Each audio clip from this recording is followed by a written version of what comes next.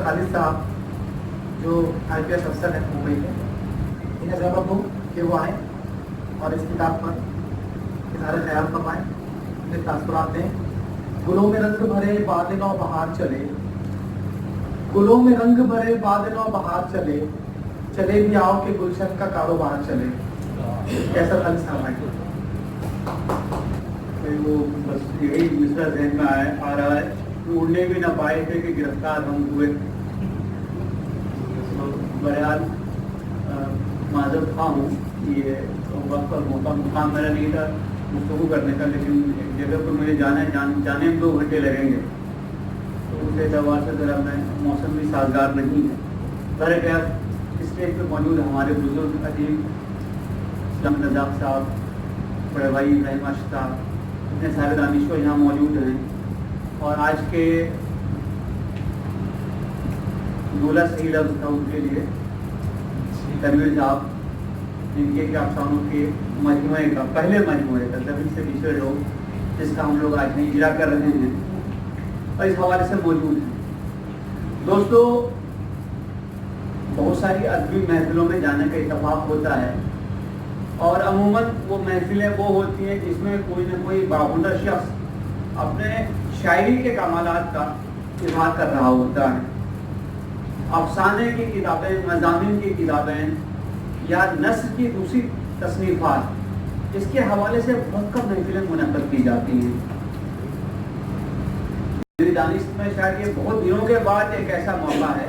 अभी हाल फिलहाल में एक किताब का दूसरे एडिशन का इजरा जो है वो जोगेश्वरी में किया गया, और वो कारोबार के हवाले से किताब थी, लेकिन किताब बहरहाल उर्दू में थी।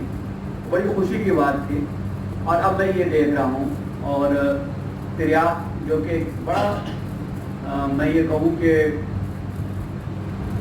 काबिल क़द्र रिसाला है, और जिसने एक मेयार अपना बनाए रखा है, उसके हवाले से उसके जितने भी फ़ाल मेम्बरान्स हैं उनके हवाले से, और दिगर उर्दूदां और उर्दू को मोहब्बत करने वाले के लोगों के हवाले से अब ये छोटी छोटी महफिलें मुनक़्क़द होने लगी हैं।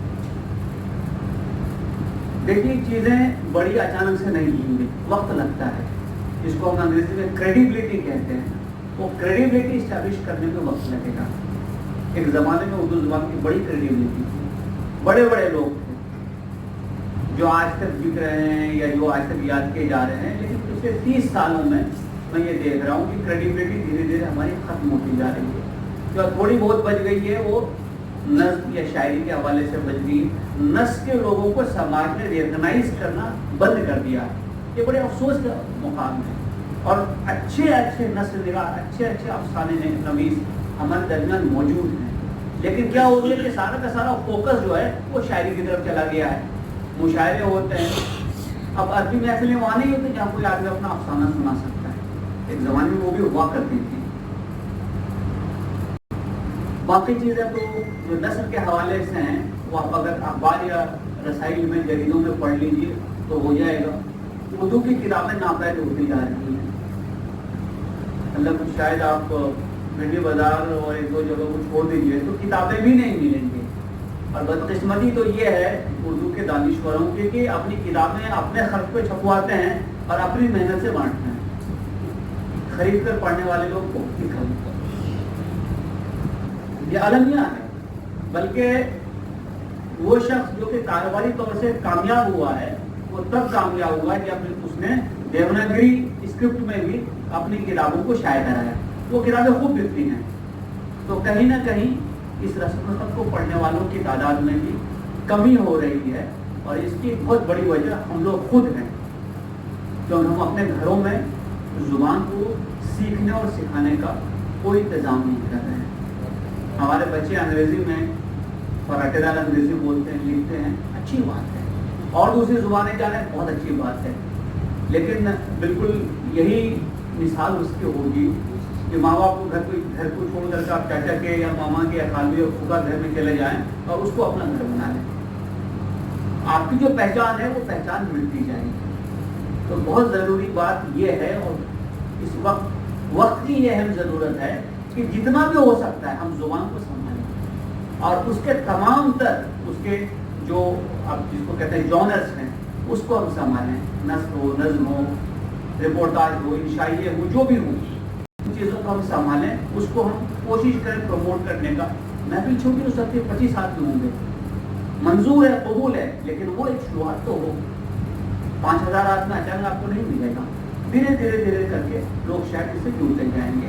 تو مجھے اس بات کی خوشی ہے کہ آج ہم ایک نثر نگار، ایک افسانہ نویس کے کتاب کے اجرے کے حوالے سے اس موسم میں بھی جمع ہوئے ہیں. شاید موسم ایسا نہیں ہوتا تو اور بھی لوگ ہوتے ہیں، تو یہ خوشی کی بات ہے.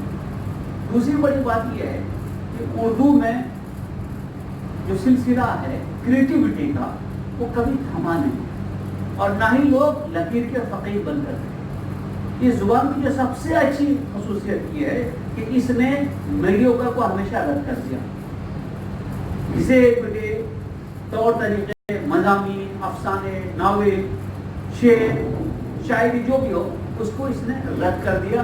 لیکن جس کے اندر بھی وہ صلاحیت تھی کہ وہ اپنی چھاپ اپنی تصنیف پہ ڈال سکے، اپنی بات اپنے انداز سے کہہ سکے، اس کو ہمیشہ قبولیت کا شرط حاصل ہوا.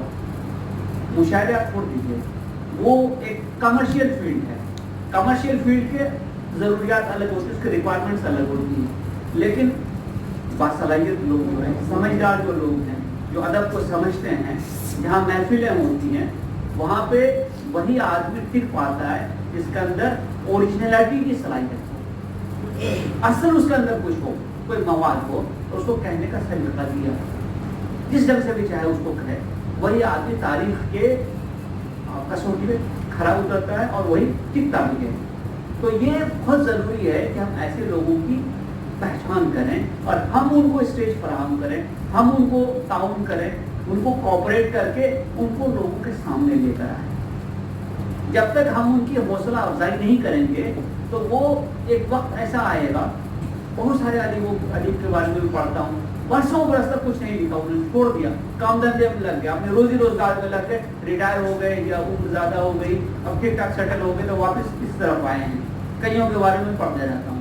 یہ نہیں ہونا چاہیے. آپ دیکھیے گا کہ کسی پھلدار درخت میں جو پھل لگتے ہیں نا، وہ جب اس کی جوانی کی عمر ہوتی ہے تب سب سے زیادہ لگتے ہیں، بڑھاپے میں پھل کم لگتے ہیں.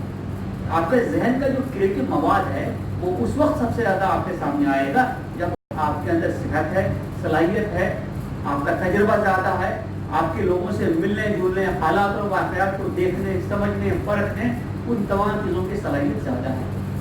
ایک عمر گزر جانے کے بعد بہت ساری چیزیں نہیں ہو پاتی ہیں. تو اسی لیے ہم کو ادیب یا شاعر کو اس وقت میں سپورٹ کرنا چاہیے، اس وقت پروموٹ کرنا چاہیے جبکہ اس کے اندر بہت ساری صلاحیت موجود ہے، وہ تھکا نہیں ہے. بہت سارے ادیب کو آپ دیکھیے گا وہ حالات کی گردش کی وجہ سے بالکل سرنڈر ہو جاتے ہیں، کہتے جو چلتا ہے وہی لکھیں گے. اب دیکھ لیجیے کتنے لوگوں کو میں نے ایک قسم سے، میں یہاں پہ کوٹ کروں گا، اب شیو کمار بٹالوی کو اگر آپ کبھی پڑھیں، پنجابی کا بڑا بہت اچھا شاعر، اس نے یہ کہا کہ ہر سینسیٹیو آدمی ایک سو ڈیپتھ میں ہے، وہ ایک دھیرے دھیرے کی موت مر رہا ہے، کیونکہ وہ جن چیزوں کو فیل کرتا ہے وہ چیزیں وہ نہیں ہیں جو وہ چاہتا کہ ہوں، اور اس کا ذہن اس کے حساب سے ریوولٹ کرتا ہے، اس کو قبول نہیں کرتا ہے، لیکن وہ اس کو بدل نہیں سکتا ہے. تو وہ ایک سلو ڈیتھ کے پروسیس میں ہے. تو ہر ادیب، ہر شاعر، ہر کریٹو آدمی اگر اس کی صلاحیت کو خاطر خواہ پنپنے کا موقع نہیں ملا، بڑھنے کا موقع نہیں ملا، تو وہ ایک سلو ڈیتھ میں جائے گا، اور اس کی وہ جو صلاحیت ہے وہ دھیرے دھیرے کم ہو جائے گی، وہ پریشانی میں ہو جائے گا، یا پھر وہ کمپرومائز کر کے وہ ادب کریٹ کرے گا جو کہ مارکیٹ کی ڈیمانڈ ہے. اگر آپ دیکھ لیجیے ایک وقت تھا کہ ہیری پوٹر ہر آدمی خرید کے پڑھتا تھا، لاکھوں لاکھ کاپی ہیری پوٹر کی بکی. آج بچے ہیری پوٹر نہیں پڑھتے، ایک جھونکاتے چلا گیا، ایک وقت تھا نکل گیا. وہ نہیں ٹکے گی، لیکن وہ چیز ٹکے گی جو کہ جس کے اندر کچھ مواد ہے. ابھی ایک صاحب آئے مجھے ایک بڑی موٹی سی کتاب دے کر گئے، میں نے نکال کر دیکھا، اس کو پڑھا، زندہ روح. وہ اقبال کی سوانح ہے، جہاں تک مجھے جانا تھا ان کے بیٹے نے لکھی ہے، اس کو جمع کیا ہے. ابھی اقبال کے انتقال کے 1938 میں ان کا انتقال ہوا ہے. اب گن لیجیے کہ 80-90 سال ہو گئے. ان کی زبانیں آج بھی پڑھی جا رہی ہے, جو لکھی گئی وہ پڑھی جا رہی ہے. اس کی وجہ یہی ہے کہ اس کے اندر وہ مواد ہے, وہ اوریجنلٹی ہے, وہ چیزیں اس ڈھنگ سے پیش کی گئی ہیں کہ آج بھی آپ اس کو ڈھونڈتے ہیں. تو سماج کی بہت زیادہ ضرورت اس بات کی ہے کہ وہ ادیب کو پروموٹ کرے. اس کے ساتھ ہی ساتھ میں سمجھتا ہوں کہ ہماری بڑی ذمہ داری یہ بھی ہے کہ ہم سچی تنقید کو کریں اور اس کو مانیں. اب دشواری یہاں پہ کیا ہے کہ جیسے ہی تنقید آپ نے کسی چیز پہ کی, کسی شعر پہ کی, کسی افسانے پہ کی, کسی فن پارے پہ کی, تو تنقید تو بازو میں ہو جاتی ہے. ادیب اور تنقید نگار کے بیچ ایک دشمنی ایسی قائم ہو جاتی ہے کہ خدا جانے کب کس کا وقت آ جائے, بلاوا آ جائے, چل چلاؤ تو دنیا کا اصول ہے. تنقید کے لیے ہم کو تیار رہنا چاہیے, اور سماج میں بھی دانشوروں کو اچھی تنقید, سچی تنقید کرتے حامی بننا چاہیے. شخص اور شخصیت الگ الگ چیزیں ہیں. تنقید شخصیت کی ہوتی ہے, تنقید فن پارے کی ہوتی ہے, تنقید جو مواد آپ نے لوگوں کے سامنے پیش کیا اس کی ہوتی ہے, تنقید شخص کی نہیں. ہمارا المیہ یہ ہے کہ ہم تنقید شخصیت کی نہیں کرتے, شخص کی کرتے ہیں, اور چاہتے ہیں کہ اس کو ہم اس قدر بے عزت کر دیں وہ پھر دوسرا کچھ لکھ نہ سکے, ہمارے سامنے سر بھی نہ اٹھا سکے. تو ایک سماج کی بھی ذمہ داری, اور ہم تمام لوگ جو دانشور اپنے آپ کو سمجھتے ہیں ہماری وہ ذمہ داری ہے. ایک اہم چیز جو میں سمجھتا ہوں اور مجھے جو اندازہ لگ رہا ہے کہ اب اردو کے ایک زمانے میں جس کو اب سینٹر آف گریویٹی کہتے ہیں وہ نارتھ میں ہوا کرتا تھا, دلی ہوا کرتا تھا, لکھنؤ ہوا کرتا تھا, عظیم آباد ہوا کرتا تھا. دھیرے دھیرے وہ سرک رہا ہے دکھن کی طرف, اور اچھی بات ہے یہ مجھے اس بات سے خوشی ہوئی کہ بہت سارے لوگ یہاں گلبرگہ سے یا بنگلور سے ادھر سے ادھر سے آئے ہوئے ہیں. یہ نئی بستیاں اردو کی, اور ان بستیوں میں اردو کو بہت زیادہ بڑھاوا ملا ہے. اب آپ دیکھ لیجیے بچوں کا نام نکال کے دیکھیے, حافظ کرناٹکی ایک جو نام سب سے پہلے سامنے آتا ہے. بلکہ ایک بار میں ایک نمبر پڑھ رہا تھا کرناٹک کے ادیب پہ, اور بہت سارے لوگوں نے بہت اچھا ادب تخلیق کیا ہے.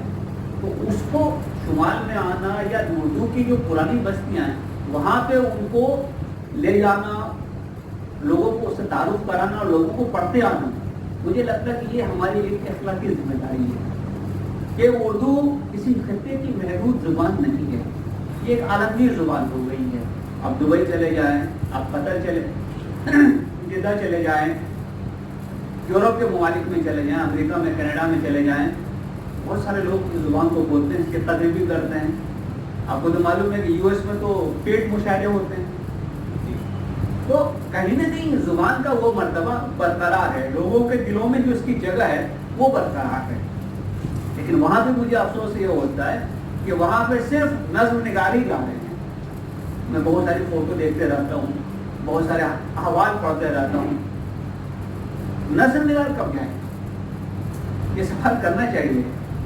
ہماری جو اردو کی محفلیں ہوتی ہیں وہاں پہ نثر کہاں ہے, افسانہ کہاں ہے, ناول نگار کہاں ہے, تنقید نگار کہاں ہے, نشائیاں لکھنے والے کدھر ہیں, رپورٹاج لکھنے والے کہاں ہیں. طرز و مزاح کی جو محفلیں ہوا کرتی تھے ختم ہو گئی. ایک زمانے میں اردو میں بڑے بڑے مزاح نگار, طرز نگار ہوا کرتے تھے, نہیں ملتے اب. تو کہیں نہ کہیں ہمیں ایسی شخصیات کو, ایسے ٹیلنٹس کو لوکیٹ کرنا پڑے گا اور ان کو ایسا اسٹیج دینا پڑے گا. تو مجھے آج بہت خوشی ہے کہ اس کتاب کا یہاں پہ اجرا ہے. کتاب پہ تبصرہ کتاب پڑھنے کے بعد میں کر سکتا ہوں. میں پڑھ بھی رہا تھا, سورت کے ساتھ پڑھ رہا تھا, بلکہ مجھے لگا کہ جب تک میرا ٹرم آئے گا تب تک کم از کم 2-4 مضمون اس کا پڑھ لوں گا, لیکن بہرحال وہ ممکن نہیں ہو سکا. لیکن میں اس بات کی داد دیتا ہوں کہ آج کے دور میں لکھنا اور اس کو شائع کرنا یہ بڑا مشکل عمل ہے کئی وجوہات سے. پہلی بات تو کیا ہوتا ہے کہ بڑے بڑے شاعری کا دعویٰ کرنے والے لوگ اپنی کتابیں شائع نہیں کرواتے, کیونکہ پرفارمنس اور کاغذ پہ لکھی ہوئی چیزیں اس میں زمین آسمان کا فرق ہوتا ہے. جب چیز کاغذ پہ آ جائے نا تو آپ کے اوقات بالکل برابر ہو جاتی ہے. بہت بار اتفاق ہوا, بڑے بڑے شعرا کئی لاکھ روپے لے کے پڑھتے ہیں مشاعروں میں, وہ اپنی کتابیں کبھی کسی کو نہیں دیتے کیونکہ کتاب انہوں نے شاعری نہیں کرائی, اور ہمیشہ آپ پوچھے تو آؤٹ آف اسٹاک وہ بتائیں گے. بس ان کے حوصلے کے داد دے تو اتنی ساری کتابیں یہ لے کے آئے ہیں اور پڑھنے والوں کو دے رہے ہیں. تو شاعری یا ادب جب کاغذ پہ اتر جاتی ہے نا تو اس کی صحیح قدر و قیمت کا اندازہ ہوتا ہے، کیونکہ تب وہ پرفارمنس نہیں ہوتا، تب وہ ایکشن، وہ ڈرامہ سب ختم ہو چکا ہوتا ہے، تب صرف اور صرف اس کی جو تخلیقی صلاحیت ہے اور اس کو بیان کرنے کا جو طریقہ ہے وہی آپ کے سامنے ہوتا ہے، اور اس میں آپ بالکل ان کے قواعد دیکھ سکتے ہیں، ان کے احوال کو دیکھ سکتے ہیں اور اس کا صحیح تجزیہ کر سکتے ہیں۔ تو یہ ایک بڑے حوصلے کا کام ہے جو انہوں نے کیا ہے تنویر صاحب نے، اور میں ان کو مبارکباد دیتا ہوں۔ اور پہلی کتاب کو آپ جان لیجیے کہ بہت آدمی ڈرتے ڈرتے شاید بناتا ہے، کیونکہ اس کو لگتا ہے کہ خدا جانے اس میں کہاں کون سی غلطی رہی ہوگی۔ اور اب کیا ہوتا ہے کہ اب بہت سارے لکھنے والے لوگ ہیں وہ جانتے ہیں اس بات کو، جب ہم مطالعہ کرتے تو استادوں کو مطالعہ کرتے ہیں اور ہم اسٹوڈنٹ کی طرح لکھتے ہیں، تو یہ جو فرق ہے بہت زیادہ ہو جاتا ہے۔ تو ہم اپنے اسٹینڈرڈ کو ہمیشہ ان لوگوں سے کمپیئر کرتے ہیں جن کو ہم نے پڑھا ہوا ہوتا ہے، تو اپنے بارے میں بہت سارے شک و شبہات آدمی کے من میں نمایاں ہوتے ہیں، آتے ہیں، لیکن اس تخلیق کار کو داد دینی چاہیے جو ان مراحل سے گزرنے کے بعد بھی اس بات کو محسوس کرتا ہے کہ جیسا بھی ہو لیکن میں نے کچھ تو لکھا ہے، یہ اوریجنل ہے، یہ میرا نظریہ ہے، یہ میری تخلیق ہے، میرا بچہ ہے، تو اس کو دنیا کے سامنے لانا چاہیے، پیش کرنا چاہیے۔ اور ہمیشہ اس بات کو تنویر صاحب یاد رکھیے کہ تنقید جتنی بھی ہو، تنقید سے آدمی کی چمک ہی بڑھتی ہے، اس کو اس ڈھنگ سے ہی لینا ہے ہمیں۔ ہیرا کو کاٹیے وہ چمکے گا، ہیرے کو چھوڑ دیجیے وہ پتھر رہے گا۔ تو جتنا آپ تلاش و خراش کے مراحل سے گزریے گا اتنا آپ کا ادب، اتنی آپ کی تخلیقی صلاحیت نکھرے گی۔ اور کبھی بھی کسی تنقید کو دل پہ مت لیجیے، تنقید ہمیشہ فن پارے کی ہوتی ہے، آدمی کی نہیں ہوتی ہے۔ اور اگر کوئی آدمی کی تنقید کر رہا ہے اور فن پارے کی نہیں کر رہا ہے تو دراصل اس نے ادب کو سمجھا ہی نہیں ہے۔ یہ بھی آپ تو میں آپ کو مبارکباد دیتا ہوں کہ آپ کا یہ تخلیقی ذوق اور سفر یوں ہی قائم رہے، اور بھی کتابیں